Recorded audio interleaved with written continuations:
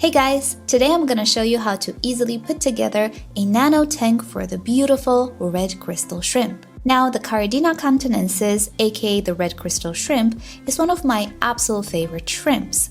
I adore its striking coloration and playful personality. The problem is this shrimp is really not as beginner-friendly and adaptable as the red cherry shrimp, the Neocaridina. However, I believe that in recent years, more and more products have become available to make our life easier and to help us provide the perfect conditions for the shrimp. So today, I'm going to show you how I keep my small colony thriving, and even though this shrimp can be a little fussy for beginners, I'm going to try to make this tutorial as beginner-friendly as possible.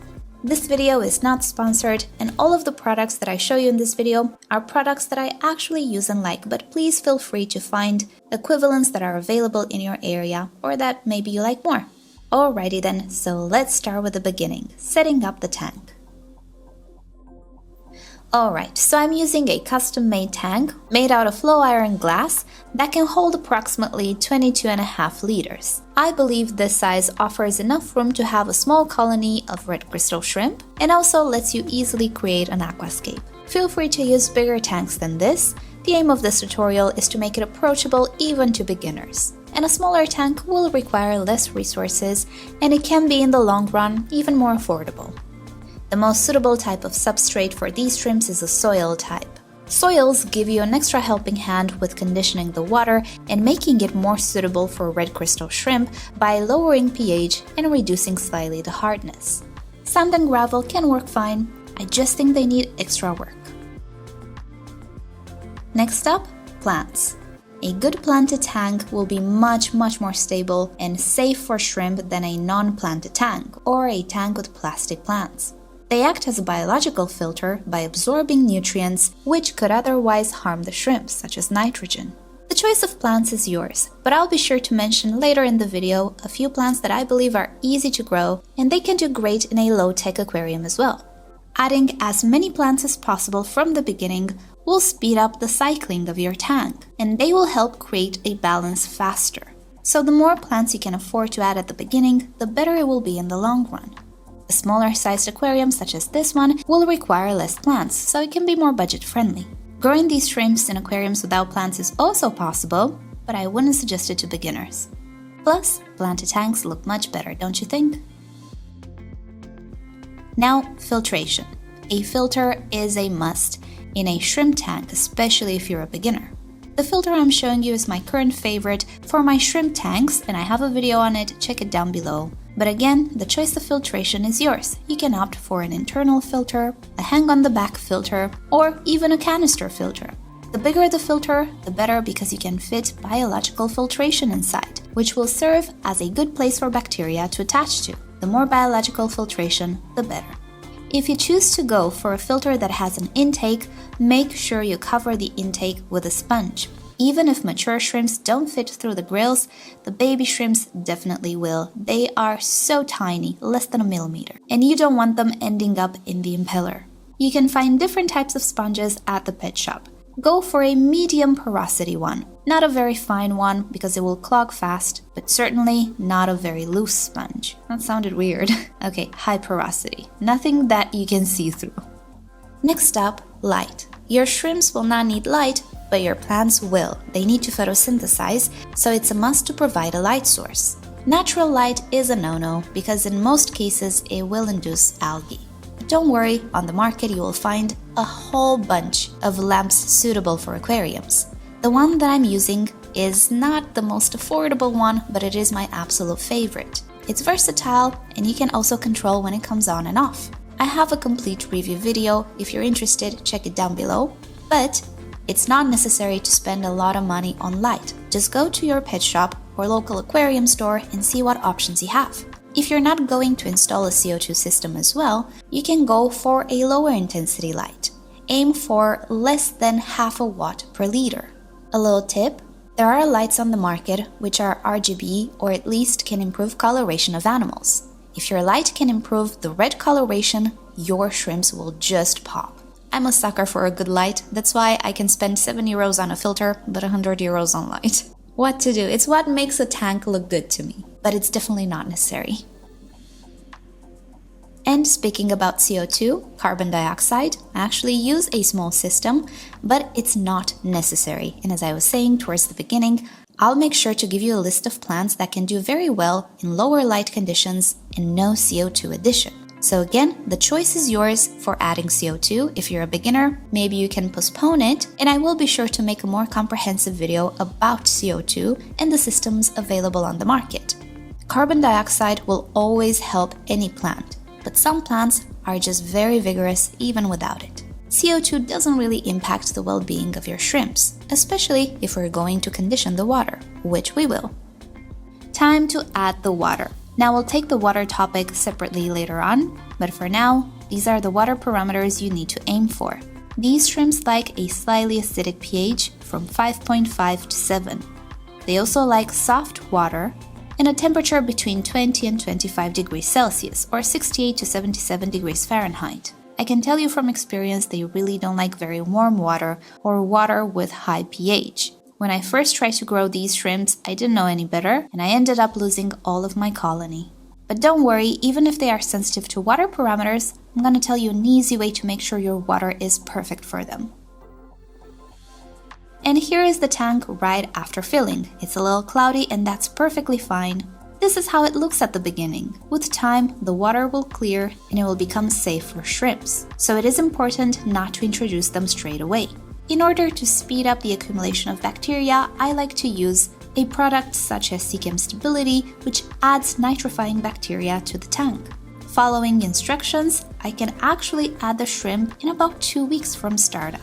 The more you can wait, the better obviously, but definitely do not introduce shrimps while you still have ammonia and nitrites in the tank. What I recommend you to do is purchase some aquarium tests. They will come in handy not only at the beginning of your aquarium, but also throughout its life. There are quite a few tests you can purchase, but at the beginning you will need the ammonia test, the nitrite test, and the nitrate. The Tropica soil that I personally prefer doesn't leach out a lot of ammonia or nutrients. Other soils may leach out more nutrients.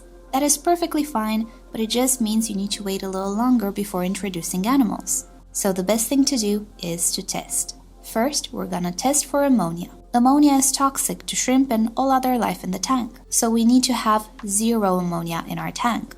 And with time, we will. The bacteria we add to the tank will help convert the ammonia into nitrite, which is still very toxic to life, but another type of bacteria will convert nitrite to nitrate.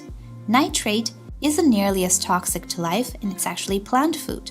In high amounts, it can pose a threat, but because we have so many plants, it is highly unlikely to have high levels of nitrates in our tank, since the plants will eat it up. When your ammonia and nitrite tests are 0, and you may or may not have some nitrate, then it is safe to add animals. By the way, let me know in a comment if you'd like me to make a more comprehensive guide to aquarium testing. I can surely do that. When using aquarium soil, it is important to perform more frequent water changes in the first weeks of the aquarium's life. This should be mentioned in the instructions of each soil. In the first week, it is recommended every day. In the second week, every 2 days. In the third week, every 3 days. And starting from the 4th week, you can perform water changes every week. We'll talk more about water changes when we reach the maintenance topic later on in the video. So here is this tank a couple of weeks later. You can see I did some changes. I really didn't like that piece of wood. I changed the wood and I added some stones. And here are the pretty shrimps acclimating. I always use the drip acclimation method, but basically what you need to do is to add slowly water from your tank to the water they are in when you purchase them. In this way, you're gonna slowly acclimate them to all of the parameters of your water. I usually acclimate my shrimp for at least an hour, slowly dripping water from my tank.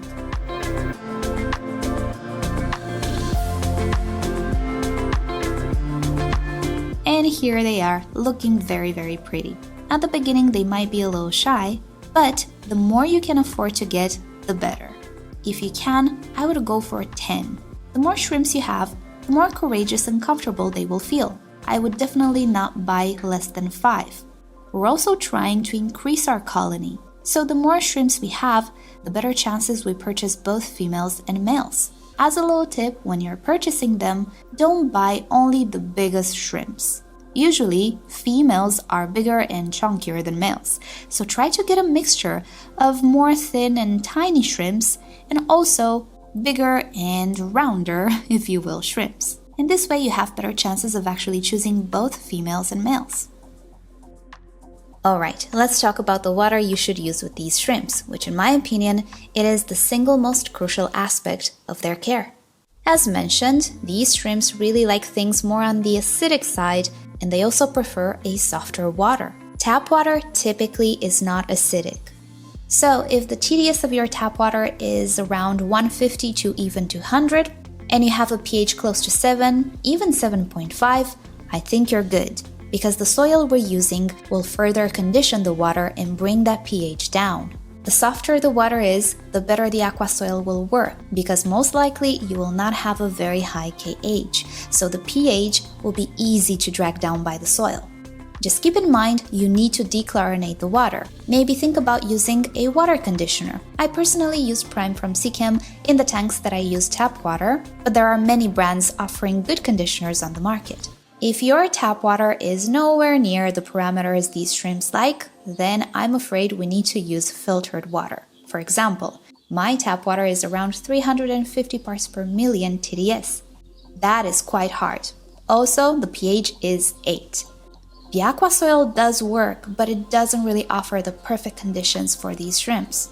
So what I use is a reverse osmosis system, which is one of the most popular filtration systems in the aquarium hobby. This system removes minerals from the water, and the water resulted is very soft with a pH close to 7. Just as good is distilled water or even rainwater, but rainwater can be polluted, so typically we don't use it. In some parts of the world, you can find distilled water at the supermarket. Also, some aquarium shops offer reverse osmosis water, and it's not all that expensive. And it's always worth asking if they offer it. Most economical thing to do is to purchase a reverse osmosis system, but if you just cannot, or you don't really want to just yet, try to find distilled water. It will work just as well.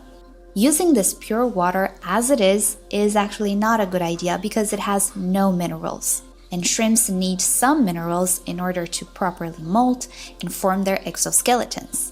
Not to worry, yet again, we have a product on the market that remineralizes the water and offer the exact conditions these guys need. What I personally use is the bee salt from the Nerle, but there are other companies on the market offering remineralizing salts for these types of shrimps. This salt is the secret to why I can keep these guys healthy and thriving. Following the instructions, we are going to get the ideal mineral conditions for these shrimps. Here's a little tip though. In the first weeks of this aquarium's life, while I didn't have any shrimps in it, I did not use reverse osmosis water. I saved up on it. I just used tap water because I was going to change it so frequently in the first weeks, it would have been a waste to use the reverse osmosis water. So you don't have to use it. You can use tap water.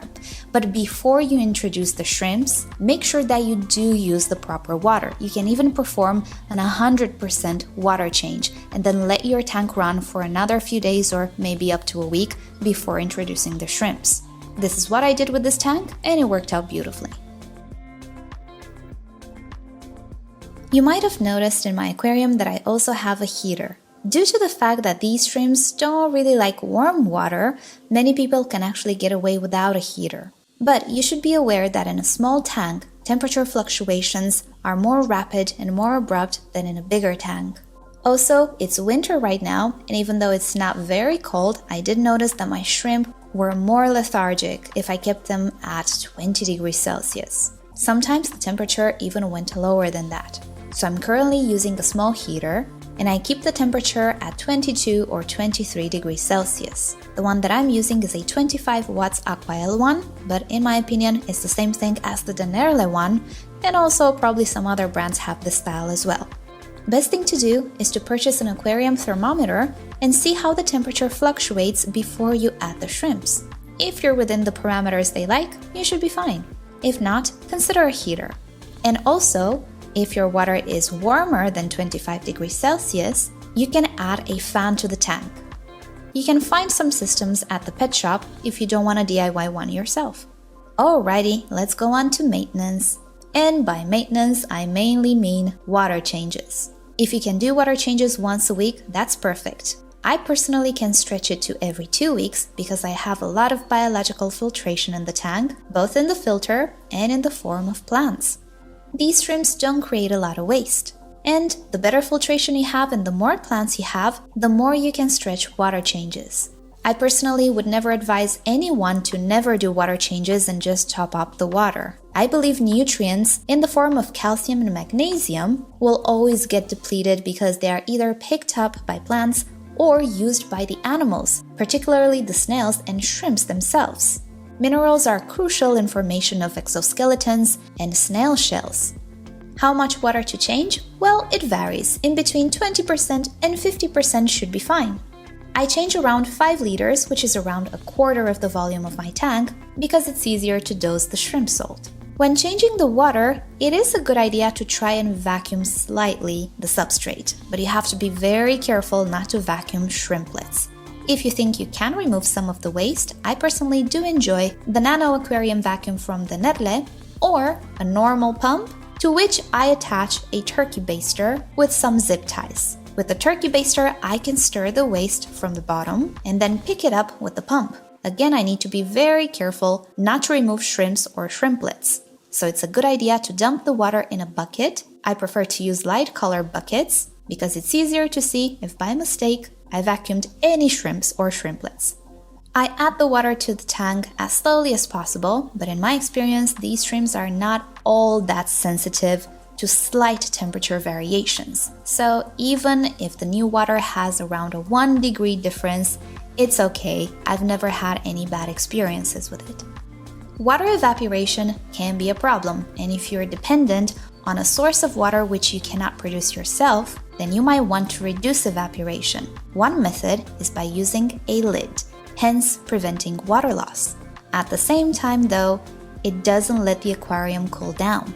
So if your ambiental temperature is just fine, you don't necessarily need to have evaporation to cool down the water, case in which using a lid will help save water. In the summertime, I cannot use a lid. I depend on the water evaporation to cool down my aquarium, so you'll have to keep an eye on your tank and see how it behaves. Let's talk about some easy to grow plants that will not require carbon dioxide or very strong light. First of all, epiphytic plants such as Anubias and Bucephalandra. Bucephalandras are beautiful plants, and some varieties even have a blue tint, such as this one, which I believe is a catagang, but honestly I don't remember. It's a very old plant, and I really don't remember which variety it is, but catagang is beautiful as well. Anubias plants can be of various sizes, from big to small, so depending on your tank, you can choose either smaller varieties, such as Nana Petite, or bigger varieties. Both of these plants do very well in very low light situations without any CO2. They grow very slow as well. That's a bit of a trade-off, but they look beautiful, and also they should not be planted. They should be attached to the decorations using wire or superglue. Another very easy to grow plant is the cryptocoryne, again of different varieties. This plant doesn't need a lot of light or CO2, but it does require quite a nutrient-rich substrate. The aqua soils we're using are very rich, but in time they can deplete. Best thing to do at some point is to insert some so-called root tabs. These are concentrated fertilizer tabs that you can insert near the roots in the substrate, and in this way you can keep them going. I love cryptocorynes because they're just beautiful bushes that don't require trimming. One of the easiest stem plants to grow is the Limnophila siciliflora, the beautiful roundish shaped one in the back. Usually stem plants are a little bit more high maintenance because they will require trimming from time to time, as they will eventually start to grow out of the water or at the very surface of the water, shading everything else. I'll link you down below to the Tropica website because it classifies many plants according to their hardiness and their requirements. So pretty much everything in the easy category should do well in a low-tech tank. Have a look for inspiration and search for these plants in your area. Now let's talk about decorations such as wood and rocks. I personally prefer the natural ones, but you can use fake decorations as well if you really like them. What you should know is that these decorations can actually have an impact on the water. Typically, natural wood will not have a negative impact. Some types of wood will release tannins, which will tint the water brown. This is not an issue because tannins are generally slightly acidic, which is good for these shrimps. The brown tint will go away with water changes in time, and as time passes, the wood will stop releasing tannins. When it comes to rocks, the story is a little different.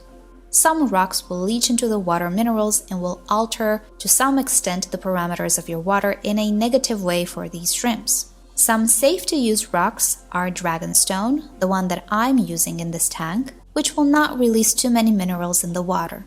But it's a soft rock, and when you purchase it, it comes full of clay, so you need to rinse it properly, preferably with a hose or under the running faucet with quite the flow. Lava rock is another very good rock to use as it will not leach out excessive minerals and will not alter the pH. Lava rocks also need rinsing, but they do not come with excessive clay. Bonus, because they are so porous, they will be a great support for beneficial bacteria. Petrified wood is also a suitable rock as it will not alter the parameters too much, or almost at all, and you can create some beautiful scapes with it. Usually rocks that are white or gray contain a great amount of calcium and they can leach into the aquarium, increasing the TDS and maybe even pH. It's not impossible to make a scape for these shrimps with these rocks, but I believe they are more appropriate for more advanced growers. If you want hassle-free decorations, stick to the rocks that I mentioned previously. Back to the shrimps, let's talk food. Well, again on the market we are spoiled for choice. There are so many products and foods that are great for shrimps. I personally like, yet again, the Denerle line. Denerle is available in my area, so I have a lot of products from them. But I do think they did a very good job with their collaboration with the Shrimp King.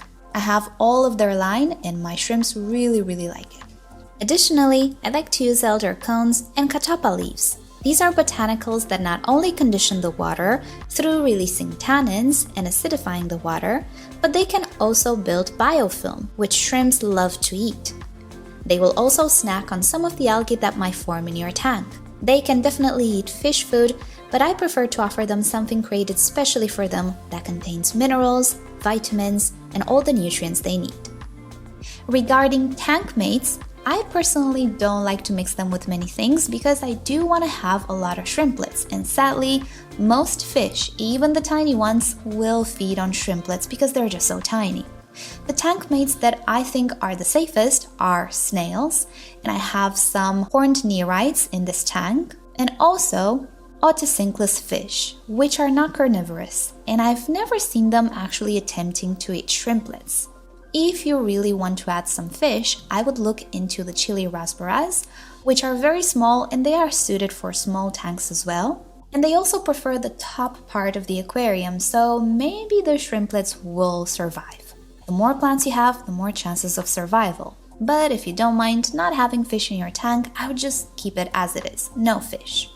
Now combining them with other shrimps. The Amano shrimp is a very popular shrimp for taking care of algae. However, it can grow very big, and I've noticed it's a bit of a bully.